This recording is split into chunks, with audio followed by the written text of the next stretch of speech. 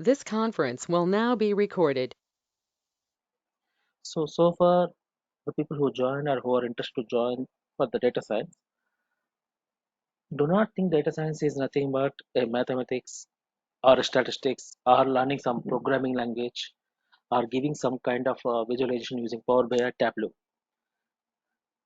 When you say data science, break into two words. One is science, which is nothing but research on data. That is the thing what to on data. That is the thing what you need to understand. Today, I'm not going details of data science. I'm trying to explain you what we are going to learn during the 6 months or 7 months journey. So, when you say full stack data science, start from the scratch, from capturing the data till it goes to visualization to the customer. The end-to-end part, the pipeline, we call it as a data full stack data science. So you might come across Java, full stack Java developer, full stack data .NET developer. Similarly, when you say full stack data science, we need to have understanding and hands-on experience into backend data set.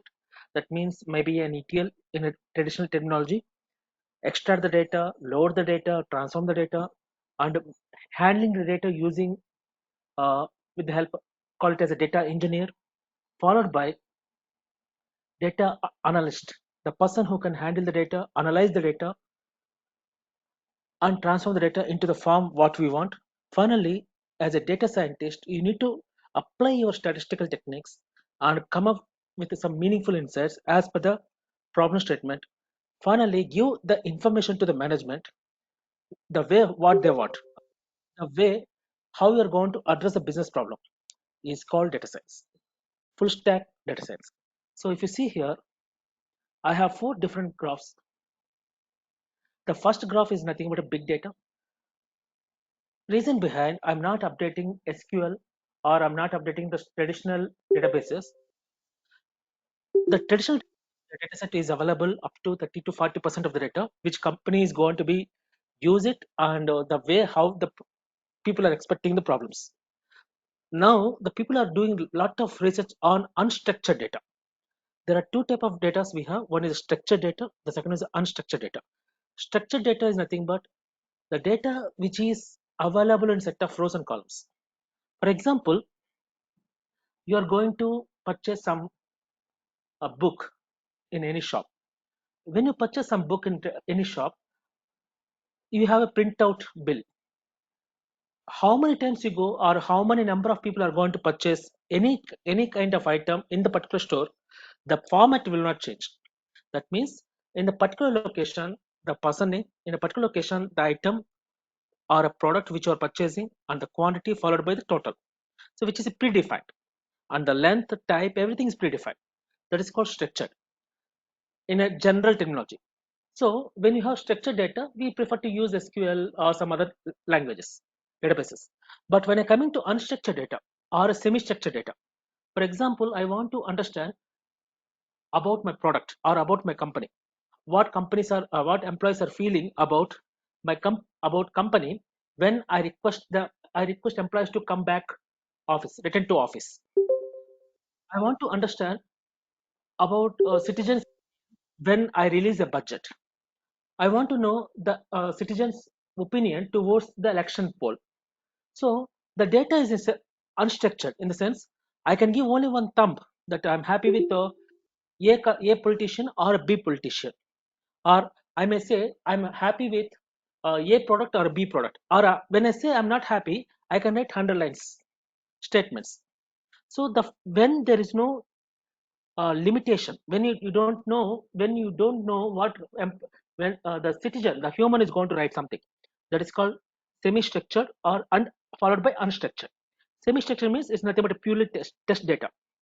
In a Twitter, what you're writing, not happy, I'll write 10 lines, 10 lines or 20 lines of the information that product is bad and they're not giving proper service, some emojis. All these are semi-structured data. Those kind of data your normal traditional SQL will not store. There, I required a big data. It can be Hive, Scala, some other database which is going to store your semi-structured followed by unstructured data, and you can retrieve the data when based on your problem statement. So as a data engineer, it is my responsibility, the primary responsibility to handle how can I handle my unstructured data or structured data. Hope you understand the difference between structured and semi-structured and unstructured. It's a very basic. We'll discuss going forward. Now, once you understand that one, as a data engineering team, you have a life cycle. You will get the data, you will create a tables or arrays, and you're going to store the data and you're going to retrieve the data depending on the requirements. Once you get it, as a data analyst, my responsibilities, I want, as a sales manager, I want to know what has happened in the last 1 week sales or last 1 month sales. Or as a sales manager, I want to know my 10 employees how they're performing and which the employee is performing on what product. So the historical data, I'll retrieve it and I'll give a nice Tableau presentation or nice graphical representation to the customer, saying that, hey manager, you have 10 employees. Out of 10 employees, first employee is performing on product A in so and so region, is performing well. And say employee 5 is not performing well, he did not reach his targets as expected.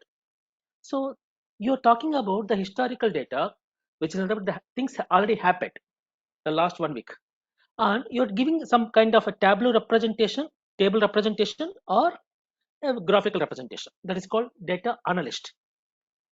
When it comes to data scientist, the same historical data, I will take it, the same data analyst, whatever he did it.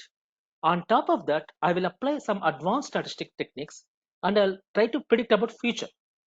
So for example, I'm going to, where is this? Yeah, here. I'm going to take some graphical representation. Activity and trend, and 10 years. So if you see here, this is nothing but last 10 years, some sales, share market sales. If you see here, it starts from 2010, it ends with 2020. This graph, that means the data is already created. Historically, it's what was created, and the data stored in a second wise or minutes wise or day wise or year wise in some database. As a data analyst, I extracted the data and I'm presenting this graph to management saying that, hey boss, from 2010, there was a graph which is close to zero. When it reaches 2020, the share market moved to 120. This much I can represent as a data analyst. But as a data scientist, I will project, okay, by 2025, what can be the price? By 2030, what can be the price? Share market returns. Hope you're getting what I'm trying to say. As a data engineer, I store the data in some database.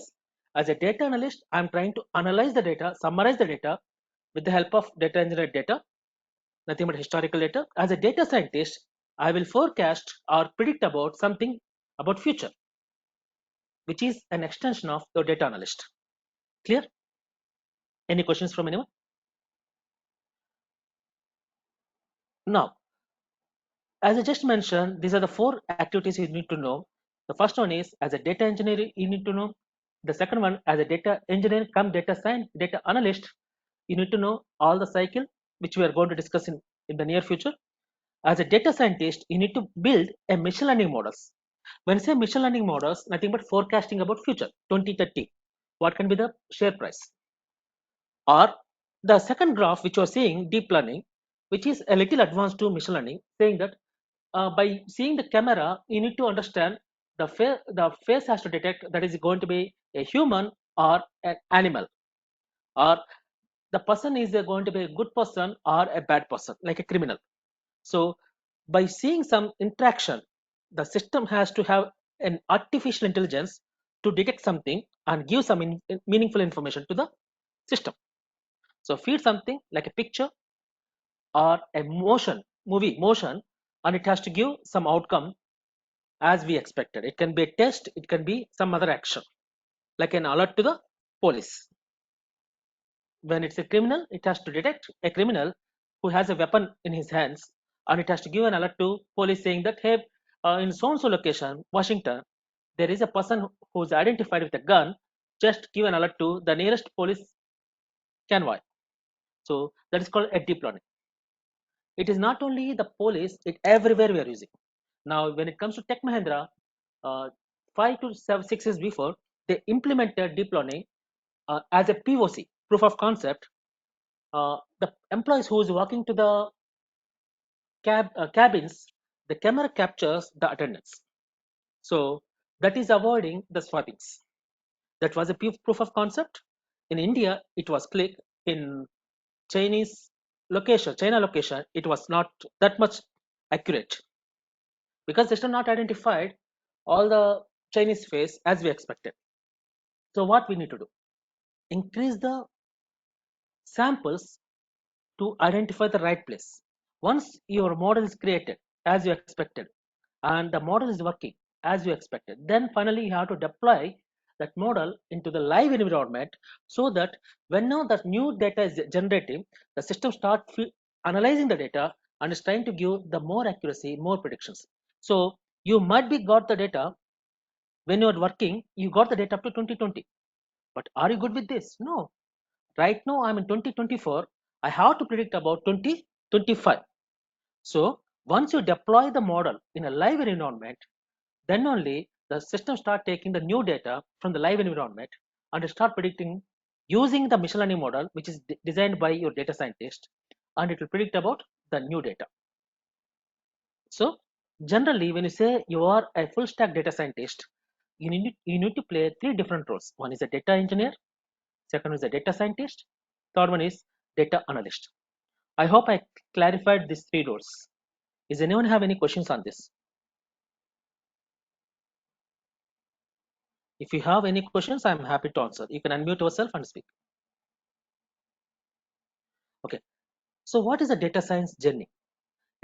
All data science projects should start with a problem statement or a proposal. There are two ways one project will start for data scientist. The problem has to come from the client side, or you can propose a proof of concept to the customer. There are two ways you can get it. Ideally, since we are new to this data science journey, let me take the problem statement. When you say problem statement, the client will come to you, the business will come to you, say, hey, data scientist, you are my data scientist for my company. I hired you. I need to know how can I increase the profits of my organization. Or coming to banking industry, I have my colleague in US. He's using credit card there. Now, we need to understand the credit card, whatever he swiped, is a genuine swipe or it's a fraud. How can I know that is a fraud? The machine has to have an intelligence to identify the swipe is a genuine swipe or not. Just imagine, just now Amar swiped in India. Very next 2 seconds or 2 minutes, there is another swipe which is happening in US. Do you think that is a original, genuine swipe? Can most probably that can be a fraudulent, am I right? Correct.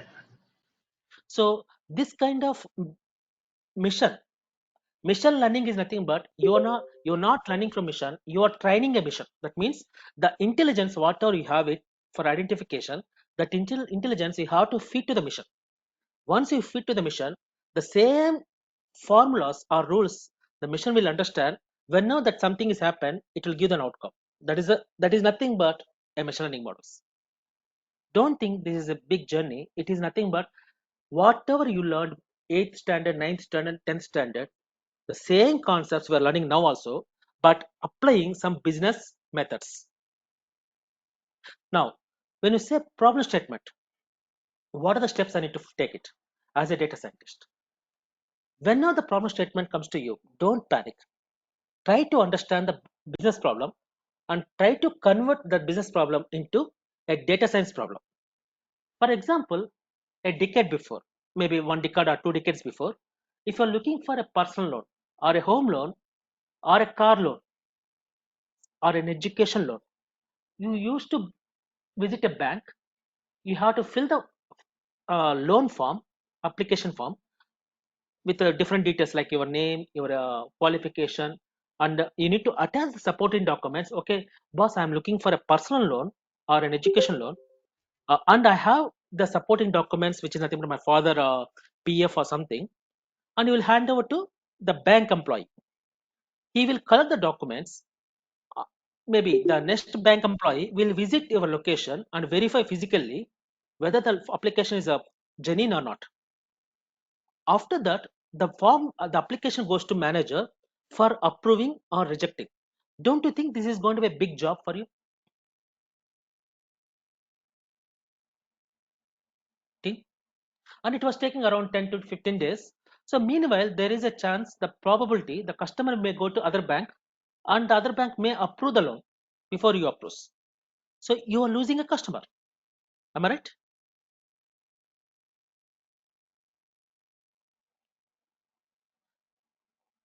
Yes, that might happen. That may happen. So indirectly, you are investing three manpower for 10 to 15 days for a single application. There are more probability the customer may approach different banks for his or her loans. So both the ways, the business, the process, what they identified was a good one decade before, may not be good right now. So during these situations, the bankers will come to you and say that I need to reduce my manpower for single application, or they will say that the people are moving to different banks because of so and so reason. Either way, the problem will come to you. When the problem approaches you, convert them into data science. Okay, boss, earlier what used to do? My manager used to check the application, and in the application, if the customer father is a government employee, straight away we are giving a loan. If my employee, the application, the candidate is a private employee and his salary is more than 1 lakh, then there is no dependence and the income is always saving, then I'm approving a loan. If a customer is a private employee, his salary is 2 lakhs, but he has lot of commitments, then I reject the loan. So there are some rules or I pay data points which you are getting from your branch manager. That means the data, uh, what the fields, whatever he mentioned, he or she mentioned, go to the system because the applications are already uploaded in the system. So you go to the system and ask your data engineer and collect the data. Hey boss, you have some customer loan application forms which is already filled in the recent past. Just give me 1 lakh applications which are rejected and approved both. If you get it from the last 1 year data, you may have 1 lakh applications and analyze the data. How you are going to analyze? Based on data identification and collections and exploratory data analysis. So by going to data engineer, you are going to do your data identification and collection. Once you get 1 lakh data, apply your data analyst techniques, nothing but exploratory data analysis. Summarize your 1 lakh transactions. Once you summarize your 1 lakh applications, you understand the patterns. Okay, if the customer is more than, can be any salary. If it's more than 90% of his commitments, don't approve the loan. If the person may have number of dependencies more than so and so, don't approve the loan. If a customer uh, family family head is a government employee, just straight away approve the loan. Some patterns you will identify with the help of your exploited data analysis. Once you get your ADA, as a data scientist, apply your machine learning techniques. Nothing but when you use your statistical techniques on 1 lakh data, you will get some formulas. That intelligence you are giving to your mission. Nothing but the branch manager on what combination is approving or rejecting, the same combinations you are feeding to your mission. Once you feed to your mission, now your mission is learned everything. It was a baby and you feed your models, your techniques to your baby, so the baby got learned now. The baby now practically it has to be implemented. Nothing but deploy the model. Now the mission, whatever you thought about the techniques, it has an intelligence similar like your branch manager. Whenever the application feed into the mission, straight away the mission is taking a decision whether to approve a loan or rejecting a loan. You don't require a branch manager there, and you don't require 10 to 15 days time to approve a loan or not, because when you feed the customer data, like uh, the first application I'm filling, the the family head is a government employee. System automatically saying just approve a loan. And I'm just updating the second application saying that the customer is a private employee. He doesn't have any uh, around 79% commitments he has. System straight away say no, don't approve a loan. So system learned everything. So system is giving outcome where I don't require a branch manager to take a decision. I reduce the task of branch manager and I reduce 10 to 15 days of time. When I apply, when I fill the application, system straight away selling. The best example is policybudget.com. Around a decade before, when you try to give an application policybudget.com in a version 1, system is to say we collected our data, we'll come back to you. In a version 2 of policybudget.com, system is to tell you are eligible for a loan, you are not eligible for a loan. Is anyone have any questions? Is anyone outside of India? If yes, I'll give a different example. Yes. Okay, let me take an example. I hope you have a car and you're planning to sell your car. What you do? You'll go to a car showroom and you'll ask to validate. They will value something like $200 or $300. Correct? But are you sure that is going to be the right value for your car? No. You may not. What you'll do? You'll approach 3-4 people, 3-4 different locations, and finally, whoever offer best, you are going to sell your car. Just imagine, in place of 4 different people, don't you think that 4 different people we are wasting there? Yes. If you have an intelligence mission which is going to give a right value for your car, you can utilize that. So in your example car24.com, when I give some information about your car, whether it's a first hand car, second hand car, whether it's a petrol or gas, or whether it's a battery. Say for example, I'm going to sell my Audi car. Model is going to be so and so model A6, and where is this resale, right? Used car.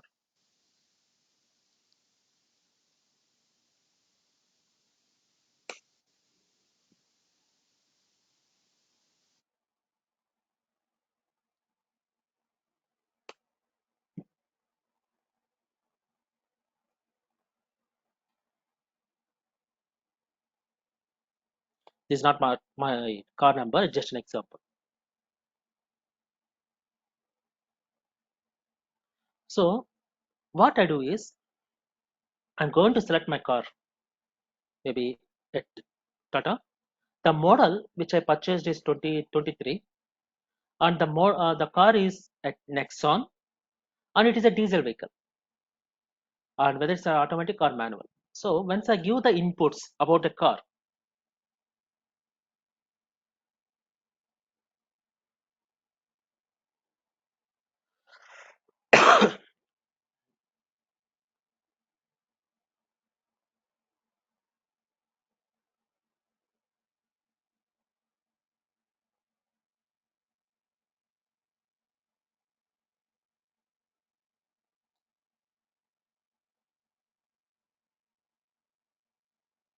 you can see I will get a range, so and so dollar to so and so dollar. You can sell your car. If you within this range, it is the best price you can sell it. If you're getting more than that, it's awesome. If you're getting less than the range, that is going to be a bad price you are going to be sell it. So if you observe here, the values whatever I entered here, the brand name, kilometers, registration number, the type of user, whether it's a single hand or a multi hand, or whether it's a petrol or a diesel, all these are different inputs which are given. Based on that input, system start calculating nothing but a machine learning model, or is trying to give a range. If you're selling your car from $1,000 to $1,500, that is going to be best price. If you're getting less than 1,000, don't will not recommend you to sell it. So now, if you go to any car showroom for selling your car, you can keep this bracket like 1,000 to 1,500, and you can sell your car straight away. You got my point? Yes. So now, what I did it here means are given inputs like a Tata, the model, Tata. That is first my first data point. The manufacturer or registration year, my second data point, and the model, third data point, and which model in the Nexon, which model. Maybe in Audi I have A6, A5, A9, something like that. And finally, the registration. This is also one of the key parameters to decide. For example, in India, in especially outside of Delhi and Noida, you can utilize your vehicle for 15 years, but in Delhi you have to utilize your vehicle only for 10 years. So since they have to utilize only for 10 years, the 10 years old car we can get it for a very best price. But when it comes to outside of Delhi, the price may be little high. So that is the reason the location of the registration is very important. A number of kilometers you drove it, that is also very important. So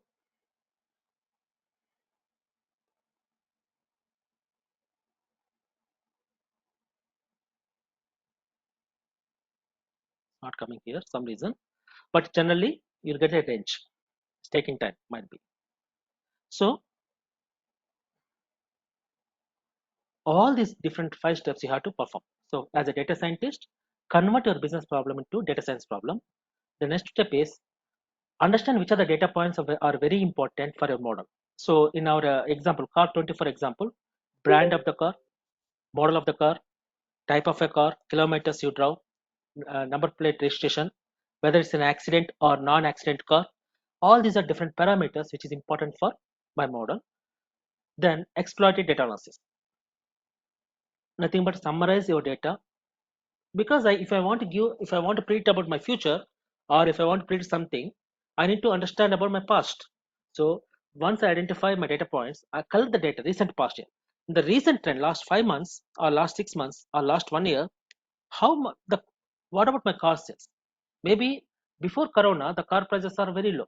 After Corona, the second sales car rates are very high.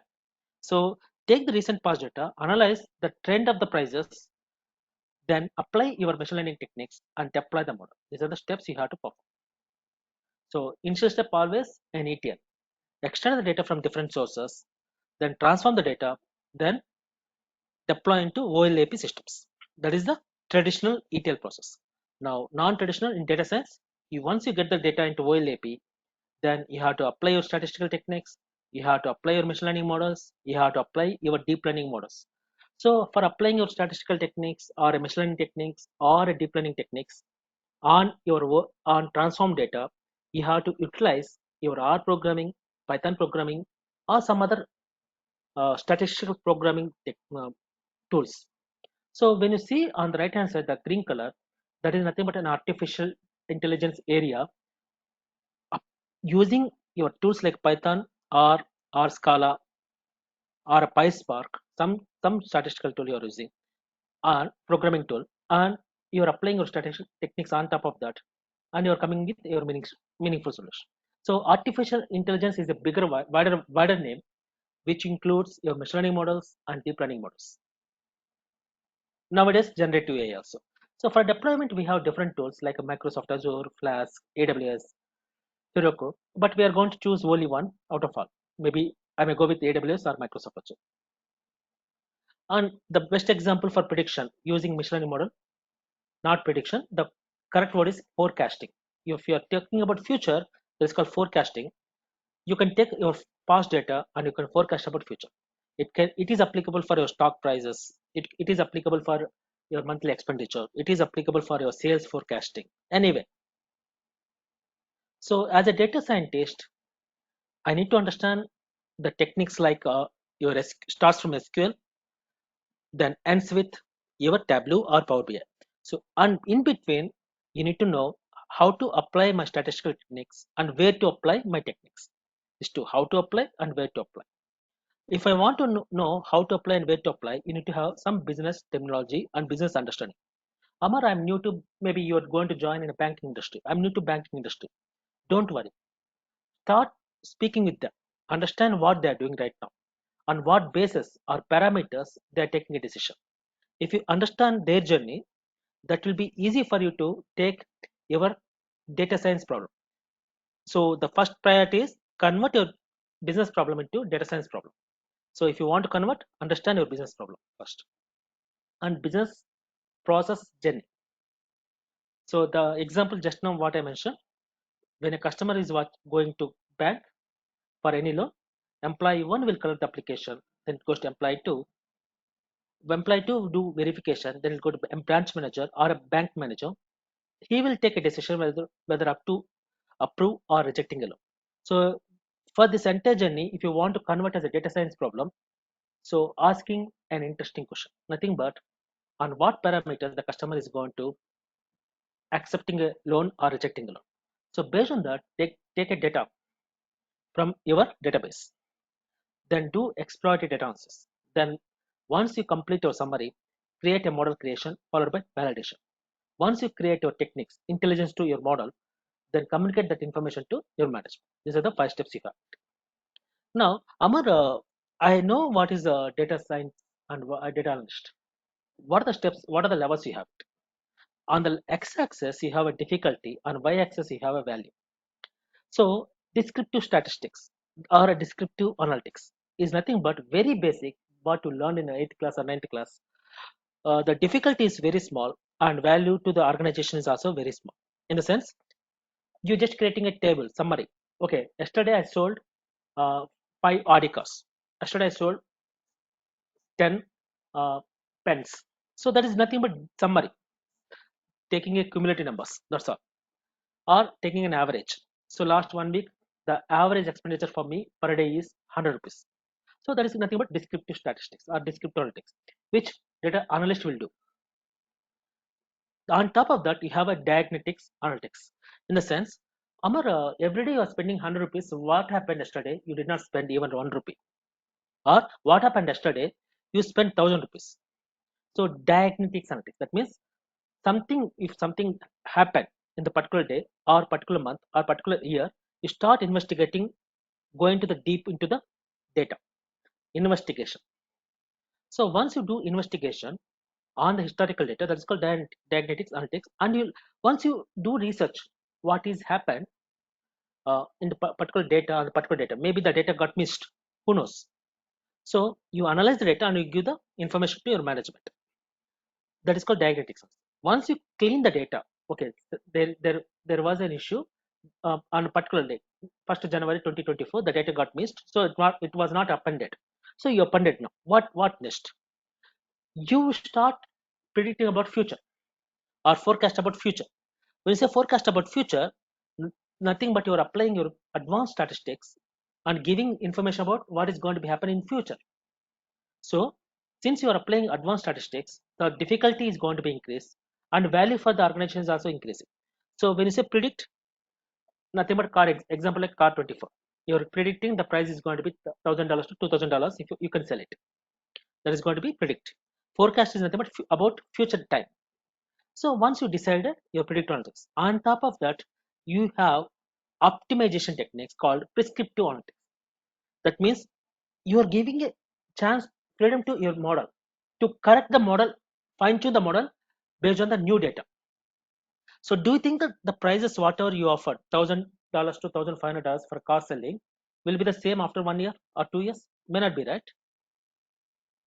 That the values can change. That means the model has to change. The price of a house in Washington may be $10,000 or $20,000 right now, or 1 million right now. Do you think that after 10 years also will be the same price? May not be, right? The values will change. Accordingly, the model has to learn the new data and fine tune the model accordingly. So instead of human intervention, the model has to have an intelligence to change, fine tune the model based on the new data. So that is called prescriptive. So that is going to be more advanced, and since that is going to be more advanced, the difficulty will be little high compared to predictive, and the value for the organization is going to be high because there is no human intervention to fine tune the data. That's called prescriptive analytics. So in the analytics life cycle, what are the roles I have it? As I just mentioned, data engineer, data analyst, followed by data scientist, and there will be a business who is giving the problem statement. On the slide, what you're seeing right now is not created by me. It is created by SAS Corporation. So if you see here, the first one, identify, formulate the problem statement. Nothing but problem creation and problem identification. Then based on that, you have a data preparation. Once your data is prepared or data is identified and you extract the data from different sources, you have to do exploitative data analysis, nothing but data exploration. Once the data is exploited and once you summarize the data and you understand the patterns, there might be a chance you have an optional step called transform the data based on the needs. For example, you have a column called salary of 1 lakh employees. Do you think that I need to enter the exact salary, or is it fine if I enter the salary from one range to another range, maybe 10 lakh, 1 million, 1.5 million range, 1.5 to 2 million, 2 to 2.5 million. So if I create a range, then the number of values will come down, right? Instead of giving an exact salary of 1 lakh employees. So that is called transform the data. So once you transform the data, you can build a model, nothing but machine learning model, train your model. So the model understand the patterns of the current situation, and it will start taking a decision based on the inputs. Okay, Amar, you trained a model. Do you think that the model really works? So for that, we have a validation of the model. Once the validation is completed, once you confirm, okay, the model is working as you're expected, then deploy the model. Once you deploy the model, it is your responsibility to monitor the results. Okay, in a live environment, the model is working as per my expectation. So once the model is working as you're expected, then we are good. It's a it's a live cycle. Always the cycle runs, and within the cycle you have different colors. Yellow always refer to your business. So the person who is domain expert creating a problem statement and helping you to understand the business problems and helping you to understand the data points like car models and everything. Sorry. And the blue color refers to data analyst and data scientist. And the green color refers to data engineer, who is responsible to handle the models with the help of your systems, maybe a Hadoop or HANA, GitHub, everything come to the picture. Nowadays, we are expecting all the roles has to play by data scientists. That is the reason I just used a word called full stack developer. Now, to learn this model, you need to have two different skills. One is the hard skills, the second is the soft skills. Hard skills are nothing but you have to invest your time in front of the system to understand your statistics, understand your programming languages like Python or SAS, some etc. etc., and come up with answers. Soft skills are nothing but analytic skills. Once you start practicing your case studies, maybe uh, chapter wise case studies or a business case studies, then your analytic skills will improve. That is the reason we have a time of 6 to 7 months to understand each case study, and the approach may be different for one another person. So that approach is really an important compared to learning a programming language. Programming language you can also learn from Google. Any questions from anyone?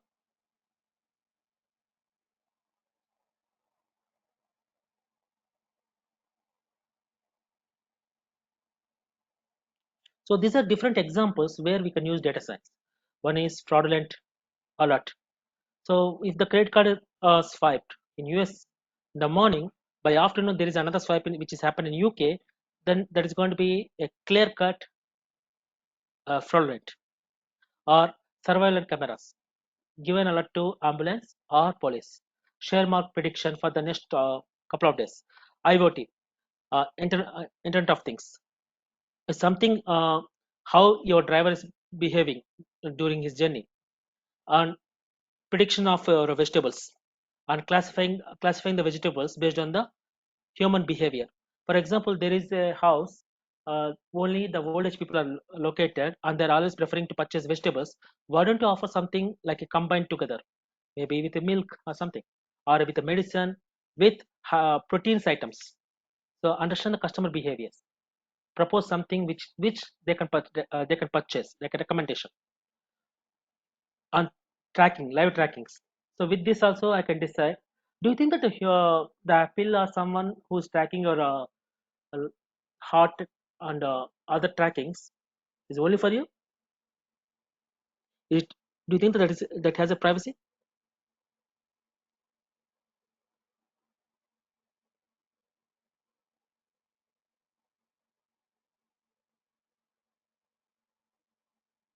Okay.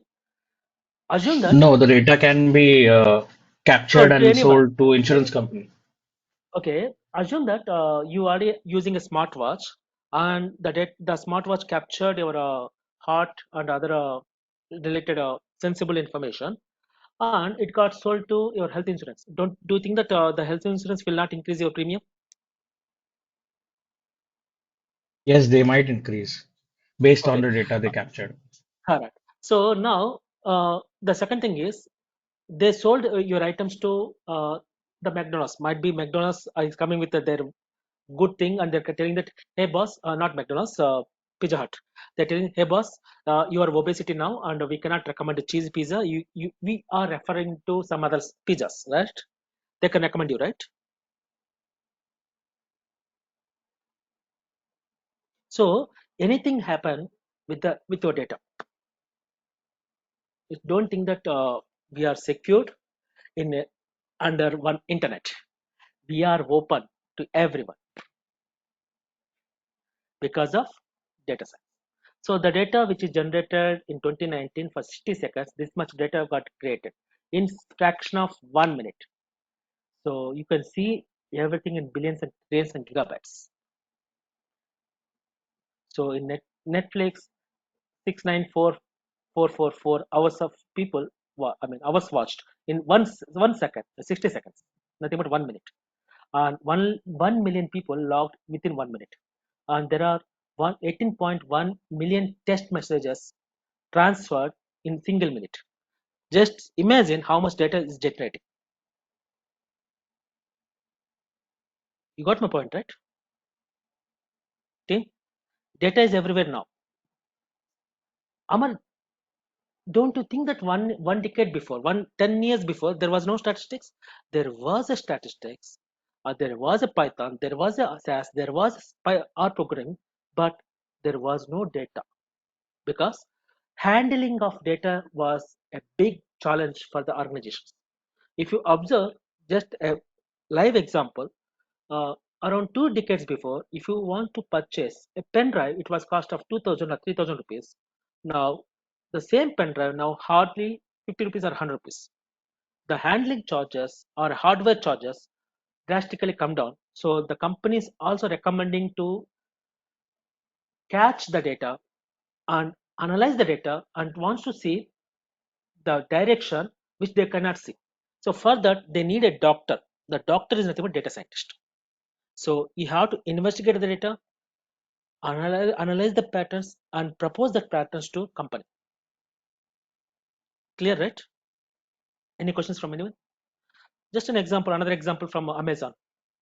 So there was a person who wants to purchase a mouse. You can recommend something else. Recommendation engine, nothing but a machine learning model. The person who's purchasing a mouse, why don't you sell a batteries for that? Lifetime rechargeable batteries. That is called combining together as a basket. A plus B.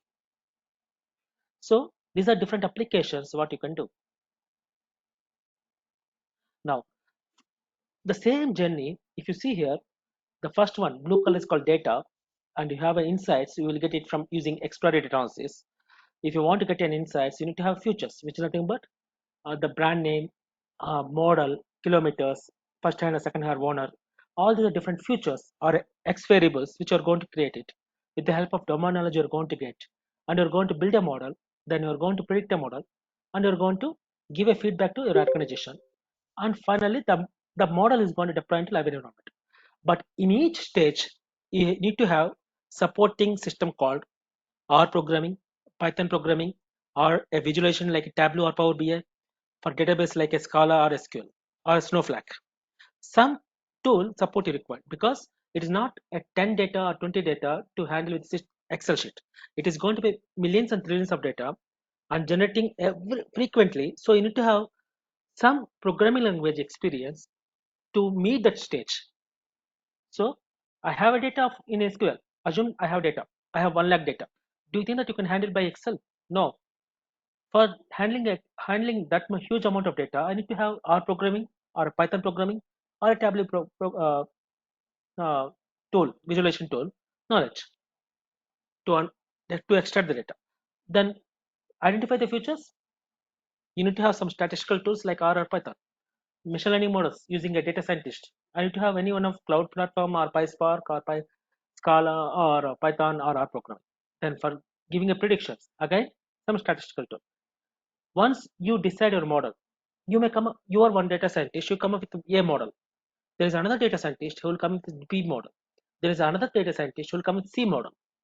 It's not meaning that it is straightforward model. Everything is a research. My model may different to your model. So once you take a decision, then that based on the decision, we are going to take a feedback and we'll deploy the model. And the decision is always deciding based on the constraints, whether the model is met the business problem or not. Is it addressing the business problem or not? That is the criteria which you're going to take. So the learning path is going to be simple. You need to know statistics, you need to learn data mining, you need to understand your forecasting and some assignments. For that, you can use your Python or a Tableau, which you are going to learn in future. This is very simple. Any questions from anyone? No.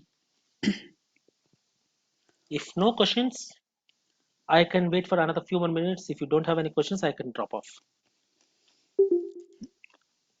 So, Amar, are you gonna start from like basics? Yes, I'm assuming everyone are new to this data science journey. So I will take from ABCD.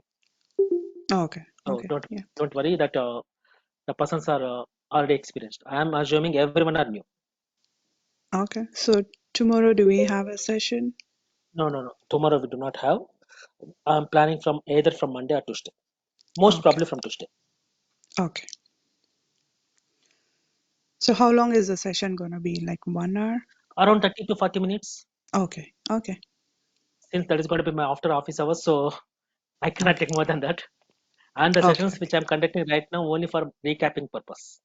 Okay. Okay. Yeah. Thank you. Thank you.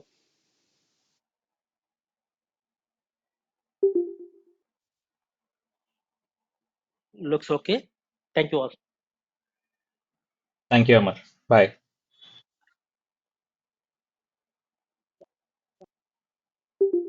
You laugh.